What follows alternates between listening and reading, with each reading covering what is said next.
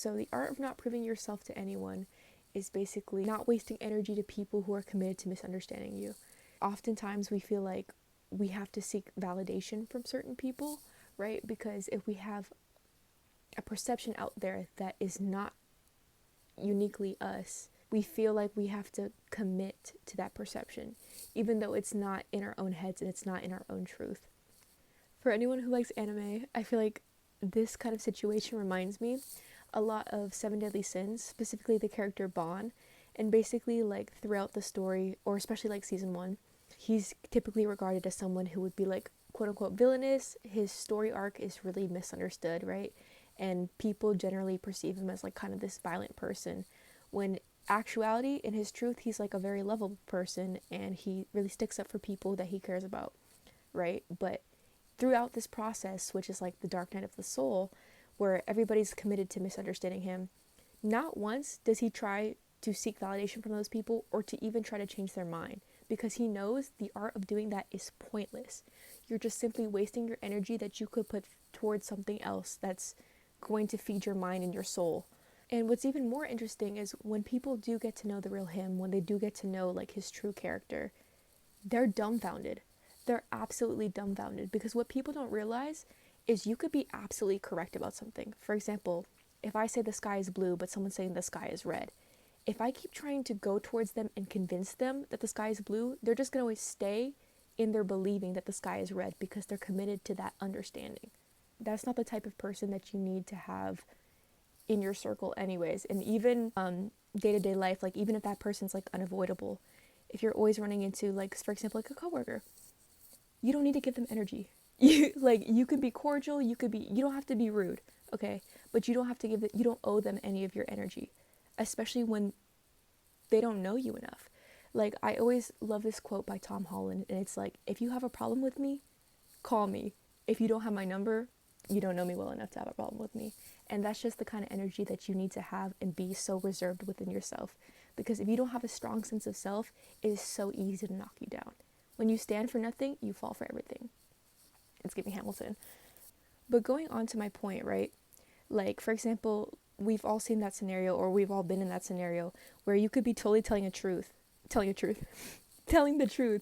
but when you smile or laugh or giggle a little bit, suddenly you seem untrustworthy to the person. Like, oh, you're lying, because if you're smiling and giggling, that means you have something to hide. But really, no, you're just laughing at the situation because it's so obvious that I'm telling the truth.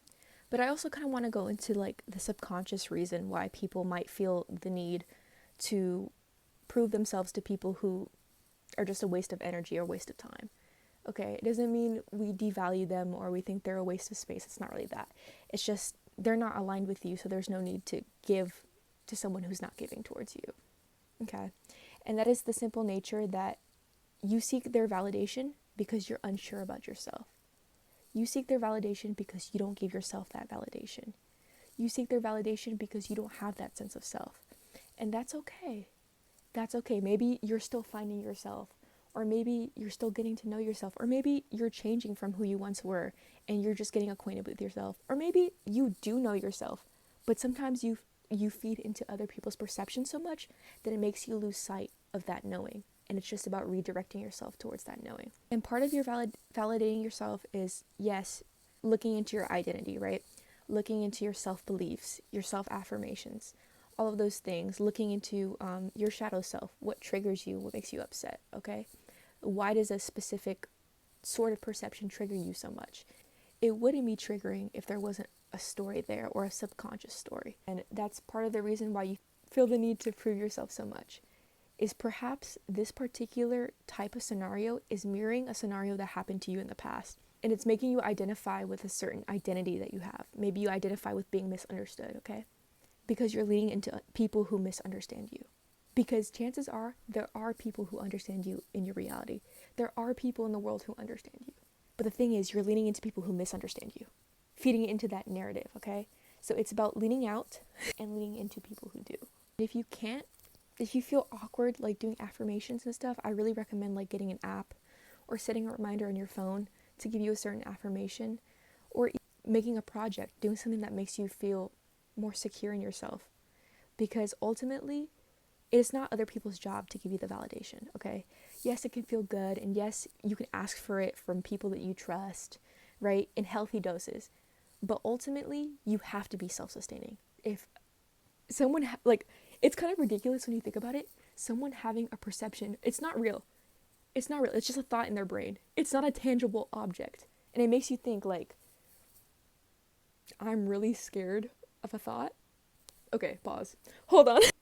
And lastly, it's just the goal of all these exercises and the goal of, I think, the lesson of having people in your reality who misunderstand you, right? Because when you're in the moment and you're thinking with your emotional mind, you're just like, it's so easy to go into victim mentality. Like, why me? Why this? If you ever want to think, why me, lovingly, you are not special. You are special in the fact that you're uniquely you. You're not special in the fact that you're going through hardship, or that you're being misunderstood by somebody, or that you're receiving a hate comment, okay? Or that you're being misperceived in someone else's mind. I want you to go to your favorite YouTuber. I want you to go to your favorite singer. I want you to go to your favorite whoever, writer, whoever. And I want you to search up hate comments about them. And you realize the people who are giving the criticism, 9 times out of 10, don't even have the credentials to give the criticism, okay? It's always people who have no videos or no songs out who want to talk about other people singing. It's always the people who have no books, no stories, no authored writings who want to talk about other authors, okay? Or even if they do have something, they're not confident in it. That's why they have to project onto someone else, okay? And that makes me go into my last point. People can only meet you as far as they've met themselves. I'm going to say it again.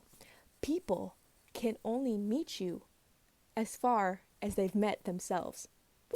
Not the hand gestures. But I'm serious, okay? If I'm someone who's insecure, unsure of myself, okay, and I see someone who's confident and sure of themselves, I'm going to project onto them and I'm going to say, oh, you think you're a know-it-all. You're a tryhard. She thinks she's all that. She thinks she's all that. She thinks she's better than me. Because I'm projecting. What people always do is they want to always subconsciously prove their beliefs right, okay? If people unknowingly have a subconscious belief that I'm not smart enough, I'm not capable enough, when they do see someone who is capable, they project that onto them. Because that they're coming face to face with that inner thought that's probably never even been confronted before, or probably has never even been validated before. They're giving you a strong lesson to learn. And it doesn't feel good in the moment, okay? It never feels good in the moment. Nobody is ever like, oh yeah. I mean, I think when you get used to like having a certain amount of hate comments, you're like, okay, yeah.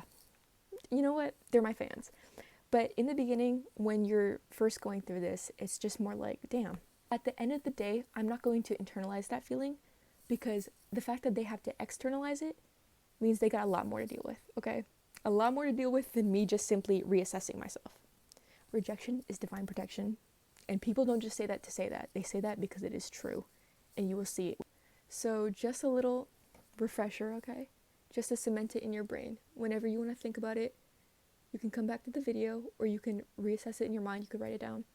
The art of not proving yourself is the art of not wasting energy on people who are committed to misunderstanding you, okay? It is not the art of trying to manipulate or force people to give you validation, because the only person who owes you that is yourself. It's not seeking validation outside of yourself. It's not being unsure of yourself. Not leaning away from people who already validate you and support you, okay? Because chances are there's at least somebody. Even if it's a random stranger on the internet, there's somebody in your life that supports you, okay? And it's not identifying with a story that's triggering. And it's overall just remembering your worth and remembering that people are just always projecting. You should feel bad for somebody who has to project their unworthiness onto someone else. I hate that so bad.